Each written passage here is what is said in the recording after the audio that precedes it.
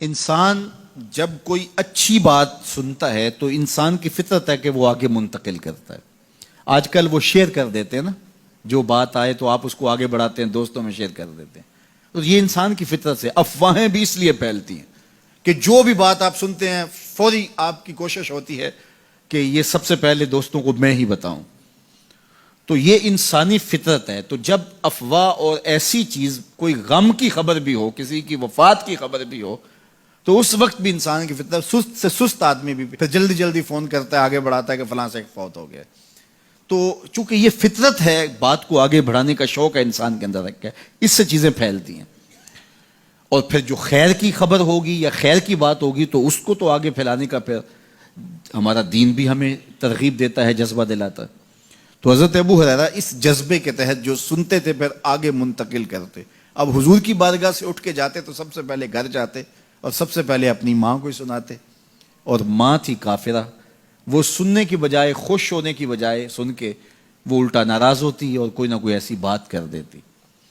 سید ابو ہریرہ سے گوارا نہ ہوتا. ایک دن انہوں نے کوئی ایسی بات کر دی کہ حضرت سیدنا ابو ہریرہ رضی اللہ تعالیٰ عنہ نے فیصلہ کر لیا کہ آج ماں کو چھوڑ دینا ہے، کیونکہ میں یہ گوارا نہیں کرتا کہ میرے آقا کے بارے میں کوئی ایسا جملہ کوئی بولے. اور تھی گھر میں ماں ہی، بھائی بھی کوئی نہیں تھا، بہن بھی کوئی نہیں تھی، باپ بھی فوت ہو گئے تھے، شادی بھی نہیں ہوئی تھی.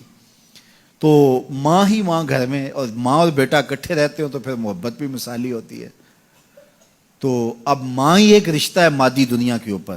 تو حضرت ابو ہریرہ رضی اللہ تعالیٰ عنہ نے فیصلہ کر لیا کہ چھوڑ دینا. چھوڑ کے گھر سے نکلے، لیکن دل ڈوب رہا ہے کہ ایک ہی تو رشتہ تھا، وہ بھی گیا. افسردہ ہے، حضور کی خدمت میں پہنچے. دل و قلب و نگاہ کے مرشد اولین نے ابو ہریرہ کی اداسی دیکھی تو فرمایا ابو ہریرہ کیا بات ہے؟ تو حضرت ابو ہریرہ جس طرح بندہ پھٹ نہیں پڑتا، تو عرض کی حضور میری ماں کی ہدایت کی دعا کر دیجئے. ساری کہانی 2 لفظوں میں بیان کر دی، میری ماں کی ہدایت کی دعا کر دیجئے. حضور نے نہیں پوچھا کیا ہوا، کیا ماجرا ہوا، فوراً ہاتھ اٹھ گئے.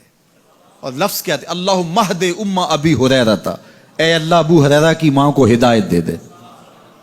ادھر انہوں نے بے چینی سے یہ بات کہی، ادھر حضور کے ہاتھ اٹھے. پھر ان اٹھے ہوئے ہاتھوں کو خالی تو موڑا ہی نہیں جاتا. اجابت کا صحرا، عنایت کا جوڑا، دلہن بن کے نکلی دعائے محمد صلی اللہ علیہ وسلم. تو حضور علیہ السلام نے ہاتھ اٹھا دی، حضرت ابو ہریرہ نے دوڑ لگا دی. کسی نے پوچھا ابو ہریرہ آج بڑی جلدی ہے؟ کہا آج ہی تو دیکھنا چاہتا ہوں، گھر پہلے میں پہنچتا ہوں یا حضور کی دعا پہلے پہنچتی. جا کے دروازے کو دستک دی، اندر پانی کے کھنکنے کی آواز آ رہی تھی جس طرح کوئی غسل کر رہا ہو. آواز دی تو آواز آئی، بیٹا ابو ہریرہ ٹھہرو، میں بھی آئی.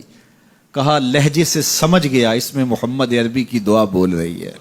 تھوڑی دیر کے بعد میری ماں آئی، تازہ آثار وضو سے اور غسل کی وجہ سے ان کے جو ہے وہ بالوں سے قطرے ٹپک رہے تھے اور لبوں پر میرے حضور کا کلمہ جاری تھا. اللہ اکبر. سیدنا ابو ہریرہ تیرے مقدر پہ قربان.